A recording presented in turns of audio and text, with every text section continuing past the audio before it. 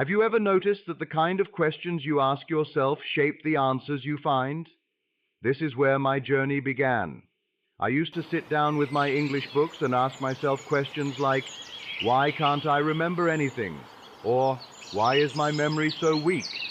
And of course my brain answered in the same way, by proving to me that my memory was weak, by letting the words slip away, no matter how many times I read them. It was like planting seeds in dry soil. Nothing ever grew. One day, however, I stumbled on a different question, and it changed everything. Instead of asking why I couldn't remember, I asked, what can I do to remember just a little better than yesterday? It sounds simple, almost too simple, but that shift unlocked a new path. The human mind loves questions. When we ask, it searches for answers like a detective following clues. I realized that by asking negative questions, I was feeding my brain the wrong case to solve. But when I asked positive, action-focused questions, suddenly my brain became an ally. That question, what can I do to remember a little better today, was like planting a fresh seed in fertile soil. My brain began to look for solutions. Maybe I could review differently. Maybe I could change how I pictured words. Maybe I could try a new technique. And with every attempt, I discovered something new. This small change reminded me of a lesson from a book I once read, where the author explained that the quality of our lives depends on the quality of the questions we ask ourselves. If we ask shallow questions, we get shallow answers. If we ask thoughtful questions, we open the door to deeper growth. For me, this was the turning point. My memory didn't improve overnight, but my mindset did. And with that new mindset, my brain was no longer my enemy. It became my partner in the journey of learning. A small change in daily habits can feel almost invisible at first, but it has the power to transform everything. In the beginning, I thought improving my memory would require something huge, like hours of non-stop study or some complicated trick. But what I discovered was the opposite. The Japanese idea of taking small, steady steps, Kaizen, taught me that it was the little things I did every day that mattered most. For example, I used to sit for long, exhausting study sessions and try to memorize dozens of English words at once. The result was always the same. By the next day, most of them were gone. Then I tried something new. Instead of overwhelming myself, I chose just 3 words a day. I practiced them with focus, created small pictures in my mind, and used them in sentences connected to my life. 3 words might not sound like much, but after a week I had 21 words I could recall instantly. After a month, more than 80. That tiny shift in habit gave me real progress without the usual frustration. It was like brushing my teeth, so small that it barely took effort, but so powerful when done daily. The habit of consistency started to build a bridge inside my memory. Slowly, I realized that the problem wasn't my brain, it was my approach. By asking less of myself at one time, but repeating it regularly, I created a rhythm my mind could trust. The small step became a big victory, and that victory motivated me to keep going. The Japanese principle of Kaizen became the heart of my transformation. At first, I didn't really understand it. The word sounded beautiful, but I thought, how can such a simple idea of small steps actually change my memory? Then I tried it, and the results spoke louder than any explanation. I used to imagine improvement as a giant leap, something dramatic, something that showed quick results. But Kaizen taught me that real improvement comes so quietly it almost feels invisible. It's like watching a tree grow. You don't notice the change in one day, but after weeks, months, and years, you look back and realize it has become something strong and unshakable. That's exactly how my memory improved. With Kaizen, I stopped treating learning as a race. If I wanted to learn a new English phrase, I didn't pressure myself to master it instantly. Instead, I divided it into parts. One day, I repeated it slowly, focusing on pronunciation. The next day, I used it in a simple sentence. On the third day, I connected it to a personal experience. And by the end of the week, the phrase wasn't just a set of words. It was part of me. The beauty of Kaizen is that it takes away the fear of failure, because the steps are so small you can't fail. Every little effort is a win. When I forgot something, I didn't feel defeated anymore. I reminded myself forgetting is natural, but reviewing with small, steady steps makes the memory stronger each time. Over weeks, I began to trust the process. I didn't need to measure myself by how much I remembered in a single day. I only needed to know I was moving forward. This principle became more than just a technique. It became a philosophy. Kaizen showed me that learning English, or anything in life, doesn't require extraordinary talent. It requires patience, small actions, and faith that those small actions will build something powerful over time. And with every little step I took, my memory rose higher, like a staircase leading to a place I once thought was unreachable. Visualization turned out to be one of the most powerful keys I had been missing. For years, I thought memory was about repeating things over and over until they finally stuck. But the Japanese approach showed me that the brain doesn't love plain words. It loves pictures, colors, and experiences. When I began turning words into images, my memory lit up in ways I had never imagined. I remember the first time I truly tried it.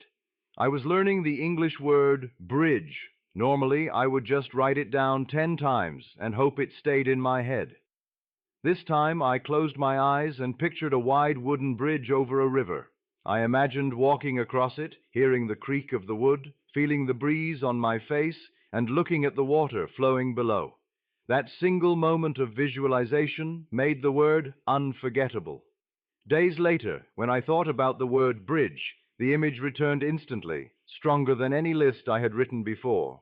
Visualization didn't just help with single words, it helped with entire ideas. If I wanted to remember a phrase like break the ice, I didn't only repeat it. I imagined myself standing in front of strangers, holding a block of ice, then suddenly breaking it with a smile, opening the way for conversation. That silly but vivid picture made the phrase stick forever. What amazed me was how quickly my recall improved when I used images. Instead of forcing my brain to carry heavy loads of information, I was giving it pictures it loved to play with. It was like the difference between dragging a stone uphill and floating it across water. Learning became lighter, faster, and even fun. Over time, I realized that visualization is more than a trick. It's a natural language of the brain. We think in images before we think in words. By using pictures, I was speaking to my memory in the way it understands best. And once I embraced this, English words stopped feeling like strangers. They became vivid, living companions in my imagination. Repetition used to be my enemy. I thought it meant sitting in a chair for hours, forcing myself to read the same word again and again until my eyes blurred and my brain gave up. No wonder I hated it, and no wonder I forgot so quickly. But when I discovered the Japanese way, I realized repetition doesn't have to be dull. In fact, it works best when it's enjoyable. Instead of staring at a list of words, I began to play with them. If I was learning the word river, I didn't just whisper it 10 times. First, I wrote it neatly in my notebook. Then I said it aloud, imagining the sound of flowing water as I spoke. Later, I drew a small sketch of a river beside the word. And at night, I created a short sentence like, "The river carries my dreams forward." Every repetition felt different, alive, and connected to me. The word became part of my day, not just part of a study session. The secret was variety. When I changed the way I repeated things, my brain stayed curious. It no longer felt trapped by monotony. Sometimes I repeated by teaching the word to a friend. Other times I used it in a quick story. Even humming the word like a song gave it a rhythm that stuck in my memory. Each repetition was like adding another layer of paint to a canvas. The picture grew brighter, sharper, more lasting. I began to see repetition not as punishment, but as reinforcement. It was like watering a plant. One splash of water isn't enough, but with gentle, regular watering, the plant grows strong and healthy. My memory worked the same way. Each enjoyable repetition deepened the roots of learning. until the words were so secure in my mind that forgetting them became almost impossible. That's when I understood. Repetition isn't about doing the same thing again and again. It's about approaching the same word from different angles until it feels completely yours. Once I embraced this, I stopped dreading review time. I looked forward to it, because every repetition was no longer a chore. It was a chance to be creative with my memory. I never realized how much emotions could anchor memory until I started using them in my learning. Before, I treated English words like cold, lifeless objects, just sounds and letters I had to force into my brain. But the Japanese way taught me that memory is not mechanical, it's emotional. When you tie a word to something you feel, it becomes unforgettable. I discovered this by accident with the word hope. At first, I wrote it down like any other word, but then I paused and thought about what it really meant to me. Hope was my dream of speaking English fluently. Hope was my belief that one day I would travel, connect, and share my thoughts with people across the world. As soon as I tied the word to that feeling, it stuck. I didn't need to repeat it 100 times. The emotion had burned it into my memory. After that, I began linking every new word to a personal experience or a strong emotion. If I learned the word rain, I remembered the smell of fresh rain in my hometown, how it made me feel calm and alive. If I learned the phrase new beginning, I connected it to the day I decided to change my learning style. Each word became a doorway to a memory, and that memory carried an emotion powerful enough to make it last. It amazed me how quickly this worked. I realized that when we feel something deeply, our brain treats it as important, like a message that must never be erased. A dry list of words doesn't move the heart, so the brain lets it fade. But a word tied to laughter, love, hope, or even pain becomes unforgettable. Learning this way changed the way I saw English. It wasn't just a subject to study, it became a living part of my story. Every word carried a piece of me, and in return, I carried it everywhere I went. Memory became less of a struggle and more of a relationship between my heart and my mind. Storytelling became my secret doorway into memory. For so long I believed that the best way to learn was to memorize lists, lists of words, lists of rules, lists of phrases. But no matter how hard I tried, those lists slipped away like water through my fingers. Then I discovered something powerful. My brain wasn't made for lists. It was made for stories. The first time I tried it, I had 3 new words: journey, river, and dream. Normally, I would have written them down one after another and repeated them until my voice grew tired. But this time, I connected them. I imagined myself on a long journey, walking beside a river, chasing a dream that seemed far away but shimmered with promise.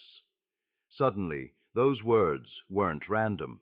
They lived inside a scene, tied together by meaning. Days later, I could still recall them effortlessly, because the story had given them life. Stories have always been humanity's way of remembering. Long before books existed, people passed down knowledge through tales, and I realized my brain worked the same way. If I wrapped English words inside a story, they stuck as naturally as memories from my own life. A single sentence like, "The boy crossed the bridge with hope in his heart," could hold 4 or 5 words at once, locking them into my mind with almost no effort. What surprised me most was how much fun it became. Instead of dreading memorization, I looked forward to creating little worlds with the words I was learning. Some stories were serious, others playful, even silly, but all of them worked. The sillier the story, the faster I remembered. A word no longer stood alone. It was part of a living picture, surrounded by other words that helped it shine. In the end, storytelling showed me that memory thrives on connection. A word without a story is like a leaf floating alone in the wind. But when that leaf is part of a tree, it belongs, it stays, it grows. By building stories, I built a tree of language inside my mind, and every new word found its branch. Patience was the lesson I didn't want to learn, but it was the one I needed most. In the beginning, I expected quick results. I thought if I studied hard for a week, my memory would suddenly become perfect. But memory doesn't grow like that. It's not a light switch you flip on, it's more like a muscle you strengthen with steady training, day after day. At first, forgetting felt like failure. I would learn 10 words, then test myself the next day and realize half of them were gone. I felt frustrated, even hopeless. But then I understood something important. Forgetting is not the enemy, it's part of the process. Each time I forgot and reviewed again, my memory actually grew stronger. It was like lifting weights. The small struggle was building strength I couldn't see yet. The Japanese approach reminded me that patience is not just waiting, it's trusting the process. When I slowed down and allowed myself to repeat words calmly, without fear or pressure, something changed. The words started to stay. Not instantly, not magically, but gradually, like seeds quietly sprouting beneath the soil. If I had quit because I didn't see results right away, I never would have reached the point where my memory blossomed. Patience taught me to celebrate small wins. If I remembered 3 words out of 5, that was progress. If I spoke one new phrase in conversation, that was victory. Each tiny success gave me fuel to keep going. Over time, these small drops filled the jar, and the results were larger than I had ever imagined. In the end, patience wasn't just a strategy. It was the bridge between where I was and where I wanted to be. Without it, I would have given up. With it, I discovered that my memory wasn't weak at all. It was simply waiting for the right kind of care. And that care required time, consistency, and trust in the journey. Consistency was the force that tied everything together. Without it, all the techniques, the visualization, the storytelling, the emotions, would have been scattered like puzzle pieces left on the floor. But when I showed up every single day, even if only for a few minutes, those pieces began to lock into place and form a clear picture. In the past, I was always chasing bursts of energy. I'd study like a machine for 1 or 2 days, then burn out and stop for weeks. Each time I returned, it felt like starting over. That cycle kept me stuck at 23%. But when I committed to steady practice, just a little bit each day, the difference was incredible. 10 minutes of focused, joyful repetition every day gave me more than 5 hours of exhausting study done once in a while. I treated my learning like brushing my teeth or drinking water. It became part of my daily rhythm. Some days I learned 5 words, other days just 1. But because I was consistent, the words built up inside me, layer by layer, like bricks forming a strong wall. And what surprised me most was how light it felt. The effort was small, but the progress was massive. Consistency also gave me confidence. Each day I practiced, I sent a message to my brain, "This matters," and my brain listened. It began to store words more carefully, as if it understood that these were not random sounds, but tools I would use again and again. Over time, the results spoke for themselves. What once slipped away so easily now stayed with me like trusted friends. Looking back, I realized that consistency turned me from an ordinary learner into someone extraordinary. Not because I was smarter, but because I refused to break the chain. I showed up step by step, day by day, until my memory transformed from fragile to powerful. That's how I climbed from 23% to 97%. Not with sudden bursts of brilliance, but with quiet, steady persistence.